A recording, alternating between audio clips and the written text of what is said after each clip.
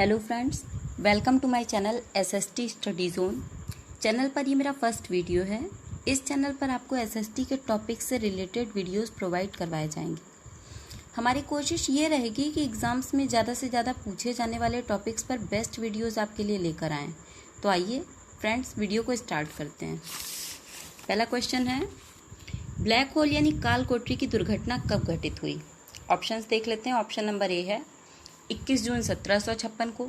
Option number B 20 जून 1756 को। Option number सी 20 मई 1756। Option number D 19 जून 1756। सही answer हो जाएगा आपका 20 जून 1756।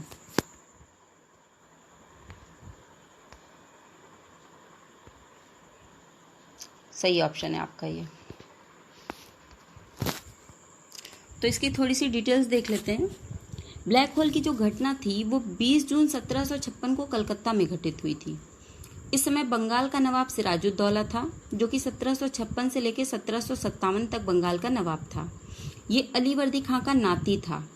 हॉलवेल नाम के एक अंग्रेज इतिहासकार ने बताया था कि नवाब ने 20 जून की रात को 146 अंग्रेज बंदियों को एक छोटे से कमरे में बंद कर दिया था और सुबह होते होते इसमें से 123 व्यक्तियों की दम घुटने से मौत हो गई थी, यानी 123 अंग्रेज दम घुटने से मर चुके थे। ये घटना इतिहास में ब्लैक होल के नाम से प्रसिद्ध है। हालांकि वो बात दूसरी है कि इस घटना के बारे में ज़्यादातर अंग्रेज इतिहासकारों ने ही बताया है और भारतीय इतिहासकारों ने इस घटना के बारे में कोई खास जिक्र नहीं किया, इसलिए इस घटना की प्रामाणिकता जो है वो थोड़ी सी संदिग्ध है।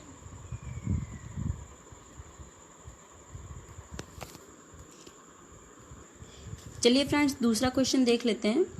बंगाल में मुक्त व्यापार का फरमान अंग्रेजों को कब प्राप्त हुआ? आपके ऑप्शंस हैं। ऑप्शन नंबर ए 1696 ईस्वी में। ऑप्शन नंबर बी 1756 ईस्वी। ऑप्शन नंबर सी 1650 ईस्वी में। या ऑप्शन नंबर डी 1717 ईस्वी में। तो इसमें आपका सही ऑप्शन हो जाएगा 1717 ईस्वी, यानी कि ऑप्शन नंबर डी। ठीक है, तो इसकी डिटेल्स देख लेते हैं। कंपनी के एक योग्य चिकित्सक विलियम हैमिल्टन को कंपनी ने यहाँ पे मुगल सम्राट फर्रुख शेयर की चिकित्सा करने के लिए भेजा था, क्योंकि फर्रुख शेयर को एक प्राणघातक फोड़ा हो गया था जो किसी भी तरीके से सही नहीं हो रहा था किसी भी इलाज से। तो हैमिल्टन ने जब इलाज किया तो फर्रुख शेयर का फोड़ा सही हो गया। फिर उसकी सेवा से खुश होकर के 1717 ईस्वी में ईस्ट इंडिया कंपनी के लिए मुगल सम्राट फर्रुख शेयर ने एक फरमान जारी किया, जिसके द्वारा ईस्ट इंडिया कंपनी को कुछ सुविधाएं मिली थी। कौन कौन सी सुविधाएं थी वो भी देख लीजिए। पहली सुविधा थी कि बंगाल में कंपनी को 3000 रुपये वार्षिक देने पर निःशुल्क व्यापार का अधिकार मिल गया। दूसरी सुविधा थी कंपनी को कलकत्ता के आसपास भूमि किराए पर लेने का अधिकार मिला। तीसरी सुविधा थी कंपनी द्वारा बंबई के टकसाल से जारी किए गए सिक्कों को मुगल साम्राज्य में मान्यता मिली, जबकि इसके पहले क्या होता था कि सिर्फ मुगल साम्राज्य के टकसाल से जो सिक्के जारी होते थे उन्हें ही मान्यता वहां पर मिली हुई थी। और चौथी सुविधा थी कि सूरत में 10,000 रुपये वार्षिक कर देने पर निःशुल्क व्यापार का अधिकार भी प्राप्त हो गया। ठीक है फ्रेंड्स, चलिए नेक्स्ट क्वेश्चन देख लेते हैं। क्वेश्चन नंबर 3 है, पुरंदर की संधि किन किन के मध्य हुई थी? ऑप्शन नंबर ए शिवाजी और Aurangzeb. Option number B Shivaji और Jai Singh. Option number C Shivaji और Shaista Khan. Option number D Shivaji और अफजल खां। तो इसका सही आंसर है फ्रेंड्स शिवाजी और जय सिंह, यानी कि ऑप्शन नंबर बी।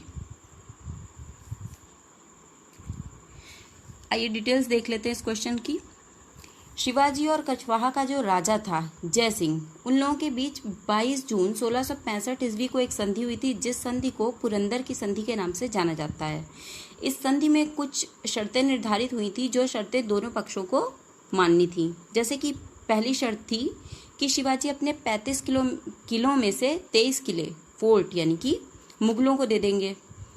दूसरी शर्त थी कि मुगलों ने शिवाजी के पुत्र संभाजी को 5000 एवं उचित जागीर देना स्वीकार कर लिया था। एक हिसाब से देखा जाए तो ये कूटनीतिक बात थी कि मुगलों ने अगर उन्हें जागीर वगैरह दी थी तो वो मुगलों के अधीन हो गए। और तीसरी शर्त थी कि शिवाजी ने बीजापुर के विरुद्ध मुगलों को सैनिक सहायता देने का वायदा किया था। ठीक है, तो इसमें आपका सही आंसर हो जाएगा शिवाजी और जय सिंह। ठीक है फ्रेंड्स, आइए अगले क्वेश्चन की ओर चलते हैं। अगला क्वेश्चन है आपका कि शिवाजी के आध्यात्मिक गुरु का नाम क्या था? शिवाजी के आध्यात्मिक गुरु का नाम क्या था? ऑप्शंस हैं। नंबर ए रामदास, बी दादाजी कोंडदेव, सी तुकाराम या फिर डी एकनाथ। तो इसकी डिटेल्स आइए देख लेते हैं फ्रेंड। पहली बात तो इसका सही आंसर आपका हो जाएगा रामदास, यानी ऑप्शन नंबर ए। और इसकी डिटेल्स हैं कि शिवाजी के आध्यात्मिक गुरु समर्थ रामदास थे। गुरु समर्थ रामदास ही शिवाजी के आध्यात्मिक गुरु थे, जिन्होंने आध्यात्मिक शिक्षा के साथ साथ व्यावहारिक जीवन की शिक्षा भी उन्हें प्रदान की। ये प्रायः शिवाजी से कहते रहते थे कि समस्त मराठों को तुम एकीकृत करो तथा महाराष्ट्र के धर्म का प्रचार करो। तो कहीं ना कहीं फ्रेंड्स अपने गुरु की वजह से ही आगे चल के उन्होंने उस दिशा में कुछ काम किया। और भी ऑप्शंस देख लेते हैं। दादाजी कोंडदेव का नाम दिया हुआ है। दादाजी कोंडदेव जो थे वो शिवाजी के संरक्षक थे, ठीक है। तुकाराम का नाम दिया हुआ है। तुकाराम जी जो थे वो एक संत थे। एकनाथ जी जो थे वो भी एक संत थे। चलिए नेक्स्ट क्वेश्चन की ओर चलते हैं। नेक्स्ट क्वेश्चन हमारा है कि बखर क्या है। इसके सही आंसर्स हैं ऑप्शन नंबर ए इतिहास रचना के वर्णनात्मक साधन है, नंबर बी गुप्तचरों की सूचना, नंबर सी राजकीय घोषणाएं, या नंबर डी विदेशी समाचार पत्र। तो इसका ऑप्शन नंबर ए सही हो जाएगा, यानी इतिहास रचना के वर्णनात्मक साधन को बखर कहा गया है। डिटेल्स देख लेते हैं। बखर मराठी गद्य में लिखा ऐतिहासिक कथा का एक रूप है। ये मध्यकालीन मराठी साहित्य की सर्वप्रथम शैली है। 17वीं से 19वीं सदी के बीच 200 से ज़्यादा बखर लिखे गए हैं और उनमें सबसे महत्वपूर्ण मराठा शासक शिवाजी की इतिवृत्ति है। तो आपका इसका सही आंसर आपका हो जाएगा इतिहास रचना के वर्णनात्मक साधन जो हैं वो बखर कहलाते हैं। आइए नेक्स्ट क्वेश्चन की ओर चलते हैं। क्वेश्चन नंबर 6 है, पेशवा वंश की स्थापना किसने की थी। आपके ऑप्शंस हैं option number A Balaji Vishwanath, option number B Shivaji, option number C Balaji द्वितीय, या फिर option number D Balaji Bajirao. सही आंसर हो जाएगा बालाजी विश्वनाथ, यानी ऑप्शन नंबर ए। आइए इसकी डिटेल्स देख लेते हैं। सही ऑप्शन पर टिक करते हैं बालाजी विश्वनाथ। इसके बाद डिटेल्स देख लेते हैं। इसकी डिटेल ये है कि पेशवा वंश की स्थापना बालाजी विश्वनाथ ने की थी। वो 1713 से लेकर 1720 ईस्वी तक पेशवा रहे, परंतु वंशानुगत पेशवा की संस्था का जो वास्तविक संस्थापक था वो बाजीराव प्रथम था। परंतु 1720 ईस्वी में शाहू ने उसे बालाजी विश्वनाथ के रिक्त स्थान पर नियुक्त कर दिया था। पेशवा जो होता था, पेशवा का भी एक पद होता था, वो अष्टप्रधान का जो प्रमुख अधिकारी था उसे पेशवा कहते थे, तथा वो वित्त व्यवस्था और सामान्य प्रशासन की देखरेख भी किया करता था। इस तरीके से इसका सही आंसर हो जाएगा बालाजी विश्वनाथ। चलिए अगले क्वेश्चन की ओर चलते हैं। क्वेश्चन नंबर 7, 1761 ईस्वी में पानीपत का जो तृतीय युद्ध था वो किन दो शक्तियों के बीच हुआ था। आपके ऑप्शन हैं ऑप्शन नंबर ए मराठे और मुगल, ऑप्शन नंबर बी मराठे और Nadir Shah, option number C मराठे और अब्दाली, ऑप्शन नंबर डी मराठे और जाट। तो इसका सही आंसर हो जाएगा आपके लिए ऑप्शन नंबर सी मराठे और अहमद शाह अब्दाली। आई डिटेल्स देख लेते हैं इसकी। पानीपत की जो तीसरी लड़ाई थी वो 14 जनवरी 1761 ईस्वी को सदाशिवराव भाऊ के नेतृत्व में मराठा सेना और अहमद शाह अब्दाली के नेतृत्व में अफगान सेना के बीच हुई। इस युद्ध में मराठे बुरी तरीके से हार गए थे।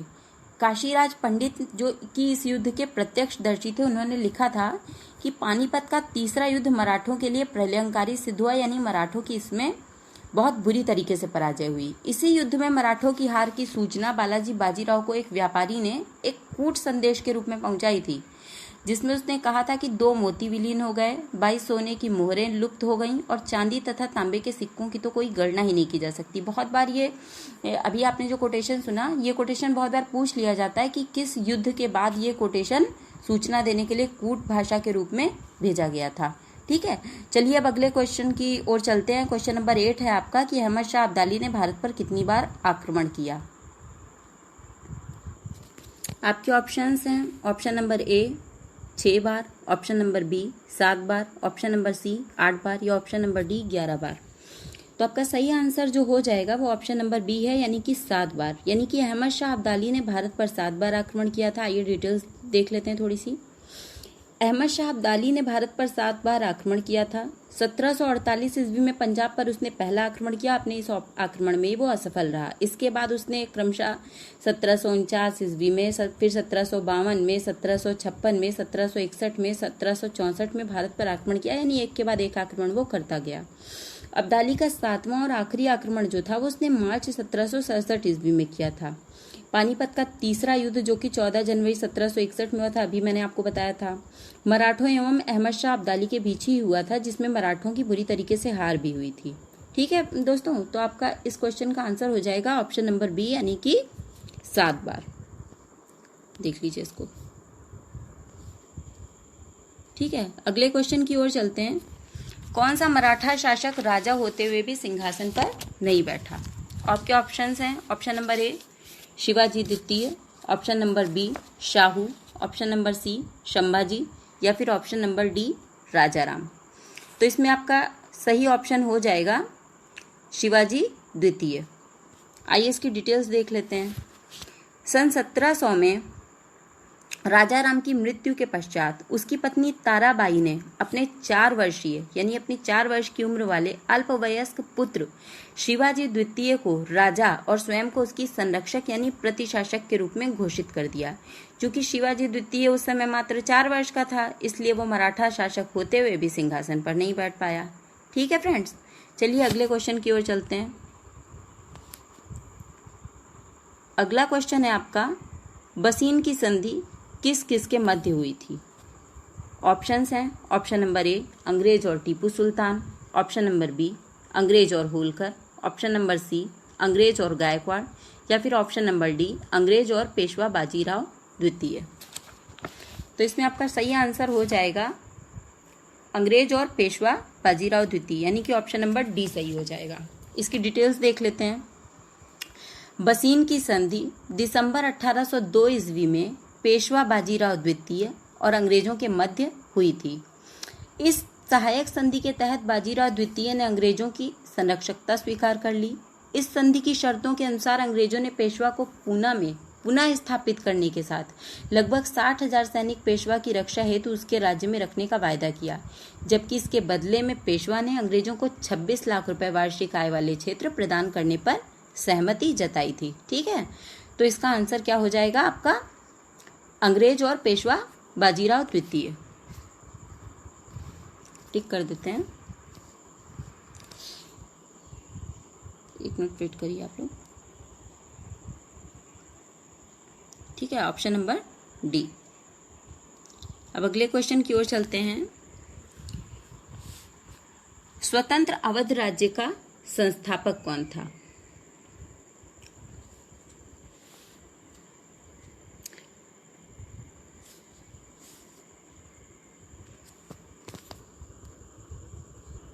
आपके ऑप्शंस हैं, option number A Saadat Ali Khan, option number B Murshid Quli Khan, option number C Shujauddin, या ऑप्शन नंबर डी फर्रुख शेर।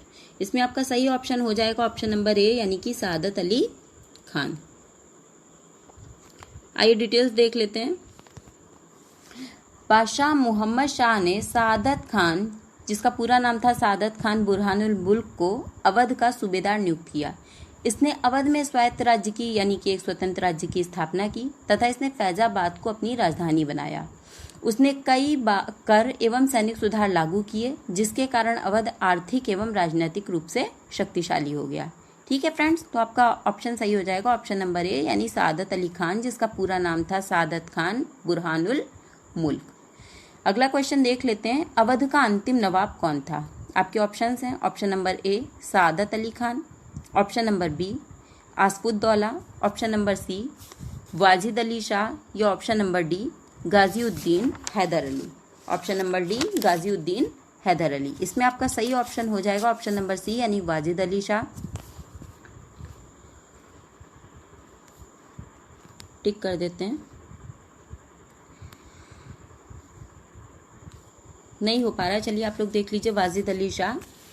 डिटेल्स देख लेते हैं कि अवध के अंग्रेजी राज्य में विलय के समय वहां का नवाब वाजिद अली शाह था, जो 1847 से लेकर 1956 ईस्वी तक अवध का नवाब था। इसके बाद जबरदस्ती अवध को अंग्रेजी साम्राज्य में मिला लिया गया। ये अवध का अंतिम नवाब था।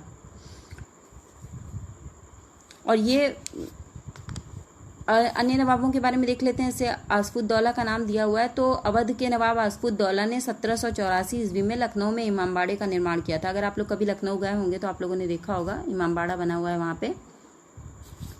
और वेलेज अली की सहायक संधि को स्वीकार करने वाला जो अवध का नवाब था वो सादत अली खान था। ठीक है, चलिए अगले क्वेश्चन की ओर चलते हैं। अगला क्वेश्चन है हम लोगों का क्वेश्चन नंबर 13। रणजीत सिंह किस मिसल से संबंधित थे? आपके ऑप्शंस हैं, option number A Ahluwalia, option number B Sindhia Walia, option number C Ramgarhia, या ऑप्शन नंबर डी सुकर चाकिया। इसमें आपका सही आंसर हो जाएगा ऑप्शन नंबर डी सुकर चाकिया। यानी कि रणजीत सिंह जो थे वो किस मिसल से संबंधित थे? ऑप्शन नंबर डी सुकर चाकिया से संबंधित थे। रणजीत सिंह सुकर चाकिया मिसल के प्रमुख महासिंह के पुत्र थे। यानी रणजीत सिंह के पिता का नाम क्या था? महासिंह। 13 नवंबर 1780 ईस्वी को रणजीत सिंह का जन्म हुआ था। और रणजीत सिंह के बारे में कुछ और भी एक्स्ट्रा फैक्ट्स देख लेते हैं। जैसे कि जमान शाह ने रणजीत सिंह को राजा की उपाधि दी और लाहौर की सूबेदारी प्रदान की थी। और रणजीत सिंह और मेटकॉफ के बीच अमृतसर की संधि जो हुई थी वो 25 अप्रैल 1809 को हुई थी। बहुत ही फेमस संधि है। 1813 ईस्वी में रणजीत सिंह ने अफगान अमीर शाह शुजा से कश्मीर को अपने संरक्षण में लिया और फिर उसे वहीं से कोहिनूर हीरा भी प्राप्त किया। ठीक है, अगले क्वेश्चन की ओर चलते हैं। राजा रणजीत सिंह ने विश्व प्रसिद्ध कोहिनूर हीरा किससे प्राप्त किया था? यह आपका क्वेश्चन नंबर 14 है। ऑप्शंस देख लीजिए। Option number A Nadir Shah से, option number B Zaman Shah से, option number C Shah Shuja से, या ऑप्शन नंबर डी दोस्त मोहम्मद से। आपका सही ऑप्शन हो जाएगा ऑप्शन नंबर डी, यानी कि option number C Shah Shuja से। डिटेल्स देख लेते हैं। 1800 ईस्वी में अहमद शाह अब्दाली का पौत्र यानी अहमद शाह अब्दाली का पोता शाह शुजा काबुल की गद्दी पर बैठा, परंतु उसके भाई शाह महमूद ने शक्तिशाली बरकजई सरदारों फतेह खां और दोस्त मोहम्मद की सहायता से उसे 1809 ईस्वी में विस्थापित कर दिया तथा स्वयं कश्मीर और पेशावर पर अधिकार कर लिया। इसी अवसर पर शाह शुजा ने काबुल का राज्य प्राप्त करने के लिए रणजीत सिंह से सहायता मांगी। यानी उसने कहा कि भाई आप मेरी हेल्प कर दीजिए। तो रणजीत सिंह ने उसकी हेल्प कर दी और बदले में उसने उन्हें कोहिनूर हीरा यानी कोहेनूर हीरा, जो अभी आप जानते हैं कहाँ है, इंग्लैंड में है, तो उन्हें भेंट किया था। ठीक है, चलिए अब हम अपने लास्ट क्वेश्चन की ओर चलते हैं। Question number 15। 1857 ईस्वी में सिपाही विद्रोह कहाँ से प्रारंभ हुआ था? ऑप्शंस हैं झांसी, ग्वालियर, कानपुर या फिर मेरठ। इसमें आपका सही ऑप्शन हो जाएगा option number D Meerut. Details देख लेते हैं।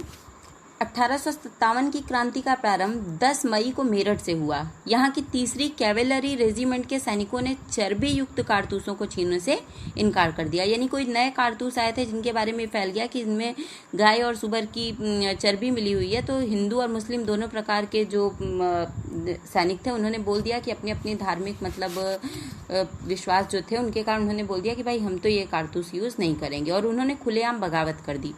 अपने अधिकारियों पर गोली चलाई तथा अपने साथियों को मुक्त करवाकर वे लोग दिल्ली की ओर वहां से चल पड़े। जनरल हैविट के पास 2200 यूरोपीय सैनिक थे, परंतु उसने इस तूफान को रोकने का कोई प्रयास नहीं किया, मतलब ऐसा उसके ऊपर आरोप लगता है। विद्रोहियों ने 12 मई 1857 ईस्वी को दिल्ली पर अधिकार कर लिया और लेफ्टिनेंट विलोबी ने, जो दिल्ली के शस्त्रागार का कार्यवाहक था, थोड़ा सा प्रतिरोध तो किया, परंतु वो फिर हार गया, पराजित हो गया।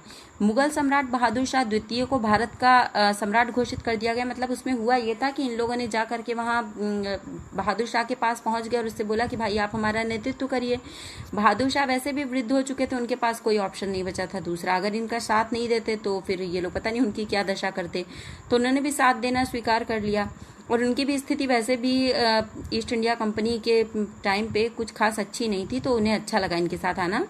दिल्ली में विद्रोह की सफलता ने उत्तर और मध्य भारत के कई भागों में सनसनी फैला दी तथा अवध, रुहेलखंड, पश्चिम बिहार तथा उत्तर पश्चिम प्रांतों के अनेक अन्य नगरों में भी विद्रोह फैल गया।